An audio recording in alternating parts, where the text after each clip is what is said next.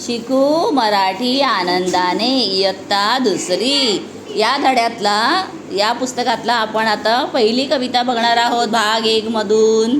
काय दिली आहे पहा कविता, झेलू या सरी। आता तुम्हाला इथे पावसाच्या सरी दिसत आहेत का? तर या आपण अंगावरती झेलायच्या म्हणजे अंगावर घ्यायच्या। आणि बघा पावसात भिजताना मग किती किती मजा येते का नाही। चला आता आपण ही कविता पाहूया, ऐकूया, गाऊया। चला तर मी बोलते, तुम्ही सुद्धा रीडिंग करायचं आहे आणि पुस्तक घेऊन बसा। चलो स्टार्ट। वाजतात ढोल ढगोबाच्या घरी, कुठे वाजतात? ढगोबाच्या घरी। अंगावर झेलूया पावसाच्या सरी, गोल गोल बुडबुडे तरंगतात किती, हातावर घेताच कुठे बरे जाती। आता गोल गोल गारा असतात, हातावर येतात आणि हातात घेतले की विघळून जातात, त्या वितळून जातात। थेंब थेंब टपोरा आकाशातून पडे, जागोजागी भरले डबक्यांचे घडे। हे बघा इथे पाण्याचे डबके आहेत आणि या डबक्यांमध्ये इथे बेडूक पण आलेला आहे।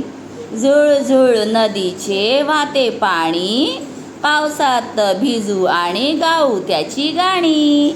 तर पावसात भिजायला कोणाकोणाला आवडतं त्या सगळ्यांनी मला इथे कमेंट करून सांगा। चला अनिल पठारे यांनी ही सुंदर अशी छान छान पावसाची कविता लिहिलेली आहे आपल्यासाठी। तर मुलांना तुम्हाला आवडली का? कमेंट करा पाहू मला, म्हणजे मला कमेंटमध्ये तुम्ही मग एक स्माईल टाका, म्हणजे मला कळेल की तुम्हाला ही कविता आवडलेली आहे। चला आता आपण इथे काही शब्द शिकायचे आहेत। पावसाच्या सरी म्हणजे पावसाच्या धारा, हे बघा पावसाच्या धारा। त्यानंतर डबके म्हणजे जिथे पाणी साचलेलं असतं, शाळेतून येताना पाणी साचलेलं असतं त्याच्यामध्ये उड्या मारायला किती आवडतं, कोणाकोणाला आवडतं बरं?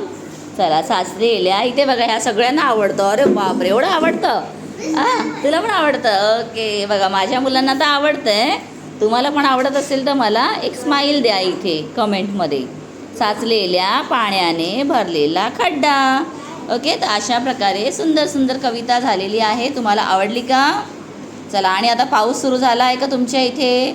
मला ते पण कमेंट करून सांगा, कारण आमच्या इथे तर अजून पाऊस सुरूच झाला नाही आहे। जून महिना सुरू झाला तरीसुद्धा।